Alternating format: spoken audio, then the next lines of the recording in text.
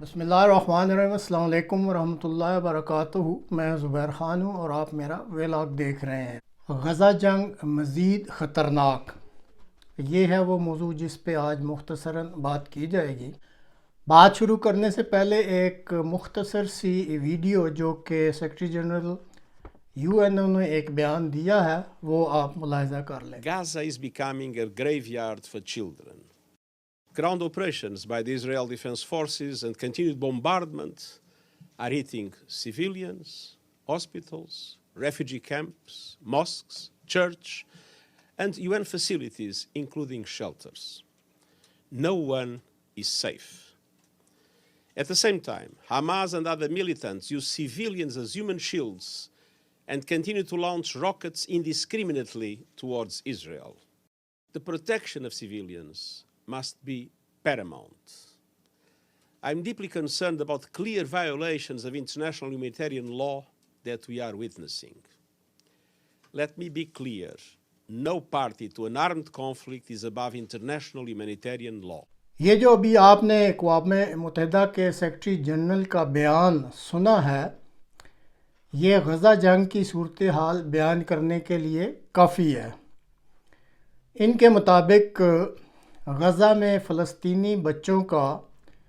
قبرستان جو ہے وہ بنتا جا رہا ہے یا بنایا جا رہا ہے۔ اسی طرح وہ کہتے ہیں کہ دونوں طرف سے، یعنی اسرائیل کی طرف سے اور حماس کی طرف سے، سول آبادی پر جو مظالم ڈھائے جا رہے ہیں وہ بہت خطرناک ہیں۔ اور وہ کہتے ہیں کہ سب یاد رکھیں کہ سول آبادی پر کیے جانے والا ظلم وہ جرم ہے جو ناقابل معافی ہے، اور جو بھی ایسا جرم کر رہا ہے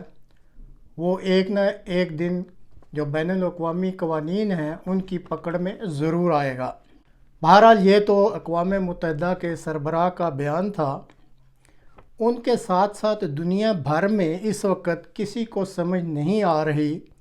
کہ یہ جنگ کیا رخ اختیار کرے گی۔ اب اسرائیل نے غزہ کو دو حصوں میں تقسیم کر کے جنوبی غزہ اور شمالی غزہ قرار دے دیا ہے، اور جنوبی غزہ کو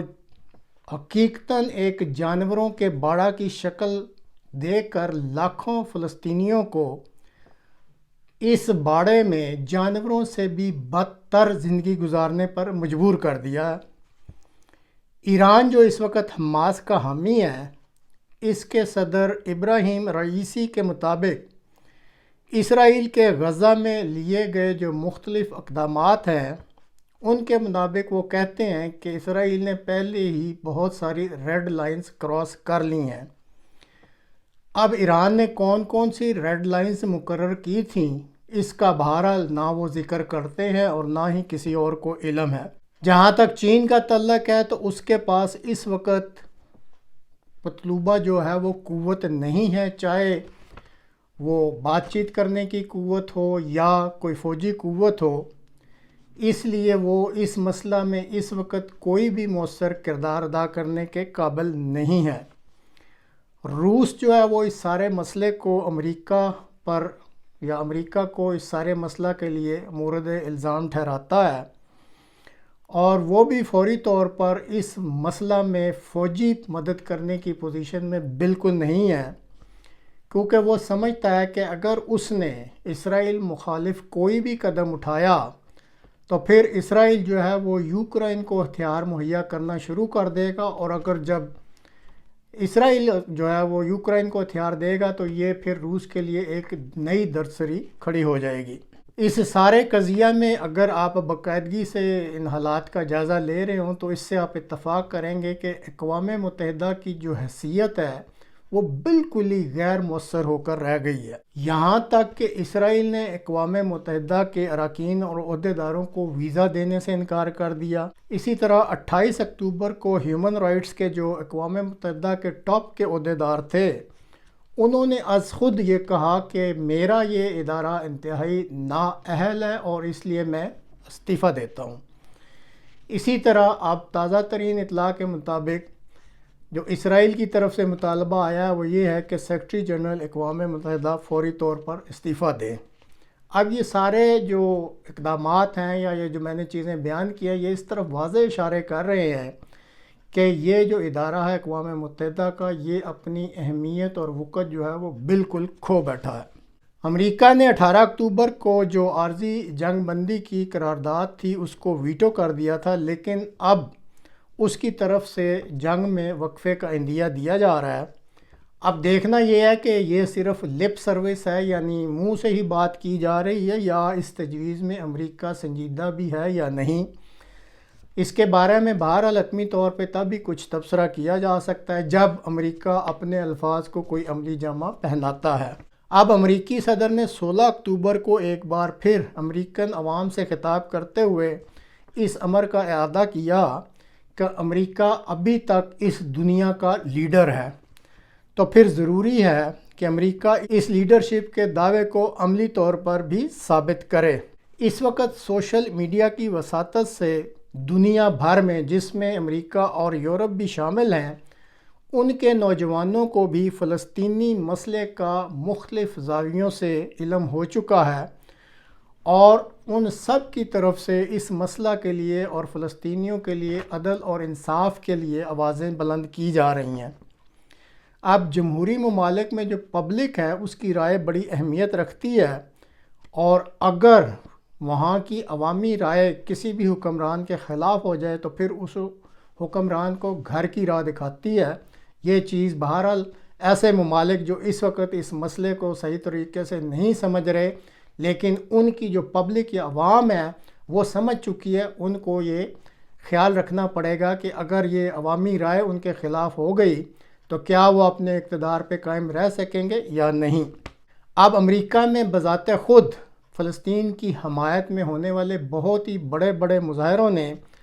امریکی صدر کو بھی ہلا کر رکھ دیا، اور ان کو یہ بات اب ذہن میں رکھنے کی ضرورت ہے کہ اگر وہ برسر اقتدار رہنا چاہتے ہیں اور یا دوبارہ بھی الیکشن لڑنا چاہتے ہیں اور کامیاب ہونا چاہتے ہیں، تو ان کو اپنی عوامی رائے کو اپنے ذہن میں رکھنا ہوگا۔ اور اب بھی جب کہ امریکہ اپنے آپ کو دنیا کا لیڈر کہتا ہے، اگر فلسطین کے مسئلے کا قابل قبول اور قابل عمل حل پیش نہ کیا گیا تو یاد رکھیں کہ یہ جو اسلام فوبیا اور دوسرے جو مذہبی تفرقے کے نظریات ہیں وہ کئی ملکوں میں پہلے سے موجود ہیں، اور ان کو پھر بہت زیادہ ہوا ملے گی۔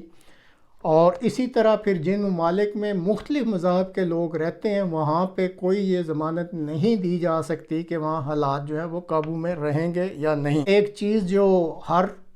جمہوری ملک ڈھنڈورا پیٹتا ہے وہاں پہ اظہار رائے کی آزادی،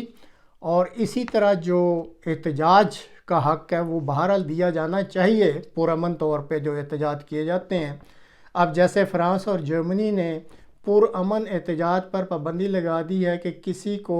فلسطینیوں کے حق میں جو ہے وہ احتجاج کرنے کی اجازت نہیں ہے، یہ امر بھی امریکہ کو اپنے ذہن میں رکھنا ہوگا اور ایک آواز اٹھانی ہوگی کہ اگر آپ جمہوریت کے دعوے دار ہیں تو جمہوری روایات کے مطابق اظہار رائے کی آزادی اور اسی طرح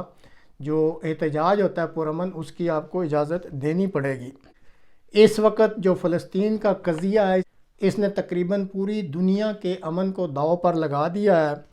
اور امریکہ جو اس وقت میں بار بار یہ ریپیٹ کر رہا ہوں کیونکہ امریکی صدر نے یہ 16 اکتوبر کو اس کا اعادہ کیا ہے کہ ہم یعنی امریکن اس وقت دنیا کے لیڈر ہیں، تو اس کی اب یہ انتہائی اہم ترین ذمہ داری بنتی ہے کہ وہ اپنے حواری ممالک جو اس کی آواز میں آواز ملاتے ہیں یا وہ وہی کرتے ہیں جو امریکہ کہتا ہے، تو ان کے ساتھ مل کر اس مسئلے کو فوری طور پر حل کرنا ہوگا، اور اس کا کوئی منصفانہ اور قابل عمل جو ہے وہ تلاش کرنا پڑے گا۔ اور اگر امریکہ اس وقت فوری طور پر یہ نہیں کرتا اور اس مسئلے کو پھر اسی طرح چھوڑ دیا گیا تو یاد رکھیں کہ یہ صرف پھر مشرق وسطیٰ کا مسئلہ نہیں رہے گا، بلکہ یہ بے چینی اور یہ جنگ جو ہے وہ بہت ممکن ہے کہ دنیا کے اور بہت سارے دوسرے ملکوں کو اپنی لپیٹ میں لے لے۔ تو اس لیے اس وقت امریکہ چونکہ وہ دعویٰ کر رہا ہے کہ میں دنیا کا اس وقت سپر لیڈر ہوں، چین اس پوزیشن میں نہیں ہے کہ کچھ کر سکے، روس جو ہے اس کی اپنی کوئی اسٹریٹجک کمپلشنز ہیں اور وہ کوئی اس بارے میں نہیں کر سکتا، تو اس لیے یہ کہنا غلط نہیں ہوگا کہ اس وقت اس قضیے کے حل کے لیے صرف ایک ملک طاقتور موجود ہے